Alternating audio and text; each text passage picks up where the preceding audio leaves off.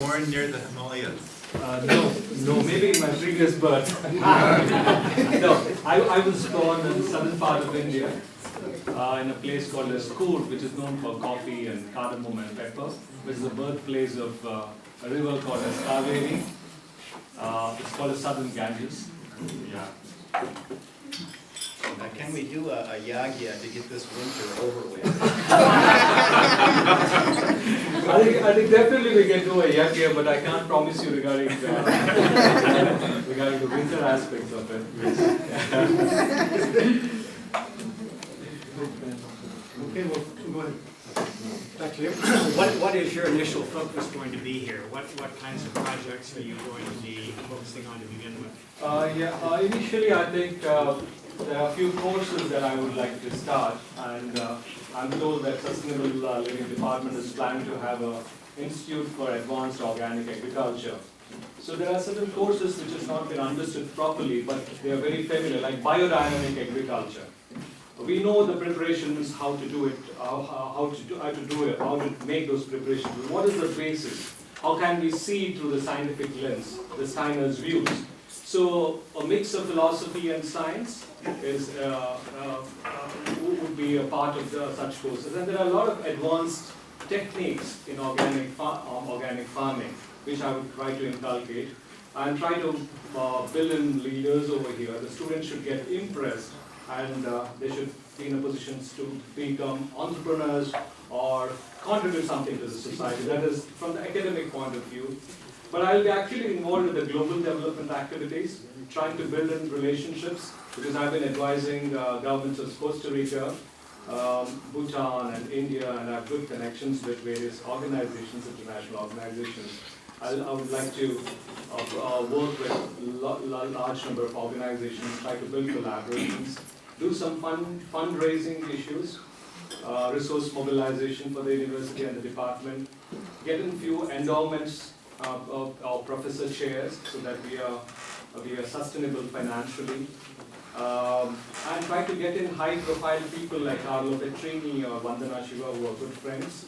Or the Minister of Agriculture is visiting this university during mid-May. September, we are trying to get the Prime Minister of Bhutan, who is a good friend of mine. So such high-profile people coming in over here and building collaborations. So I'll be working on that. One other question. Iowa is kind of ground zero for modern industrial, GMO-based, nitrate fertilizer-based agriculture, and it has a kind of a death grip, on the economy here.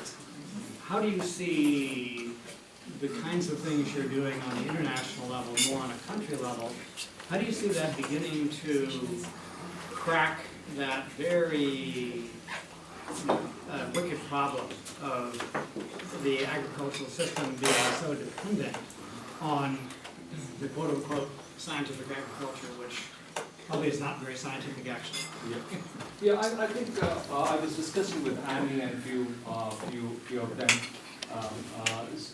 I think we need to do something around the university to begin with. Like charity begins at home. Around the university, around NUM campus, I think still there is corn and soya.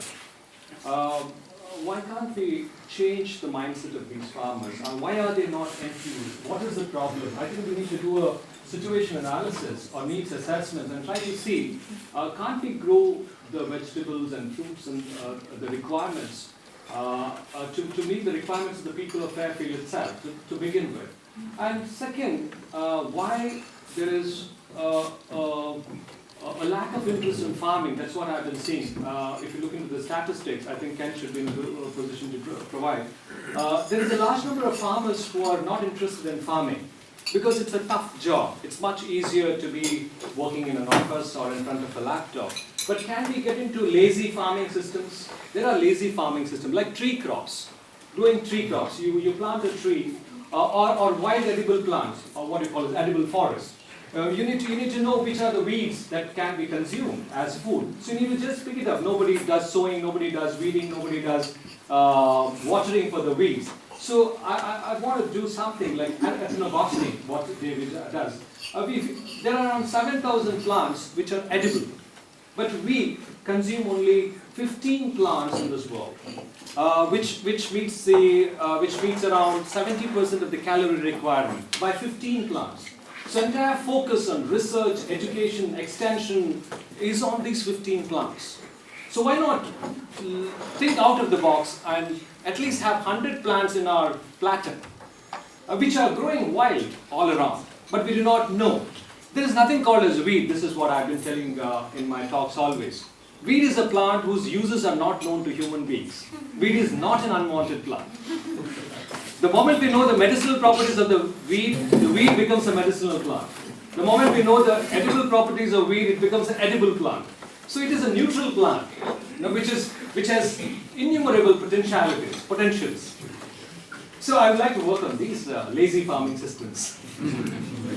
Yeah. We are going to have a teaching in both the master's and the bachelor's. The new bachelor's is starting out with this. And at the same time, gastronomy, I think Steve Boss is here. Gastronomy is very important. We may be knowing the edible plants, but if you do not know how to cook them, how to consume them, access, utilization is very important. Access is very important. At the same time, how to utilize them by proper cooking, different forms of cooking. I think eco-gastronomy or gastronomy is very interesting because there's a university, you have heard about slow food, have you? Yeah. I'm a guest lecturer at our university in Italy, and the head of slow food, Carlo Petrini, is a very good friend. So over there, they teach gastronomy. I think we can have a small course on gastronomy, which is extremely important, how to use plants as food and the traditions behind. Yeah.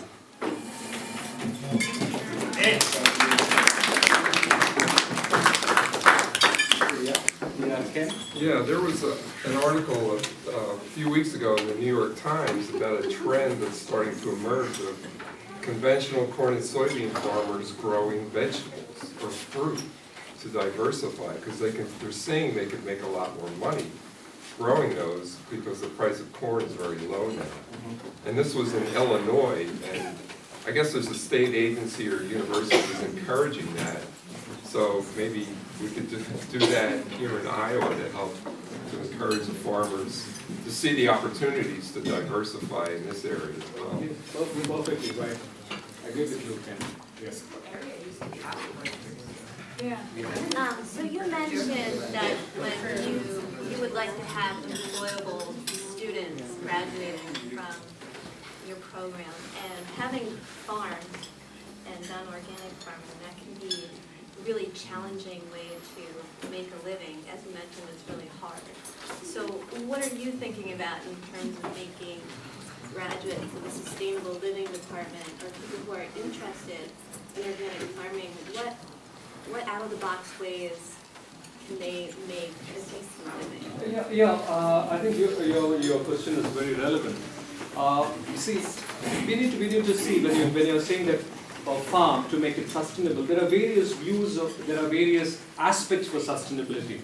Are they looking for food consumption as sustainability? Yes, we need to have a small portion of land wherein you cultivate food for your own consumption and also for marketing. At the same time, you need to also have a piece of land for cash crops. Because unless and until there is a cash flow of even a farming activity would not be sustainable. What I mean to say is that, for instance, you have a small greenhouse. Let us take an example. Am I taking much of your time? No. It shouldn't be a class. Yeah. For instance, let us take an example of this room as a greenhouse. You can grow some of the edible plants. At the same time, you can grow some herbal teas. Because there is a value addition for culinary herbs and herbal teas or medicinal plants. And in that way, depending upon the location, you need to have a good mix of both cash crops and also food crops. You know, am I making some sense on that? Then the farming becomes sustainable. There are designs wherein 1/4 of an acre is sufficient for a family of 4. 1/4 of an acre. Are those things that the students will learn, how to take a 1/4 of an acre? Yes. I believe in hands-on experience, more than a little bit of theory, but at the same time, we have to practice what we teach. Practicing what you're teaching. Consumption. Thank you, John.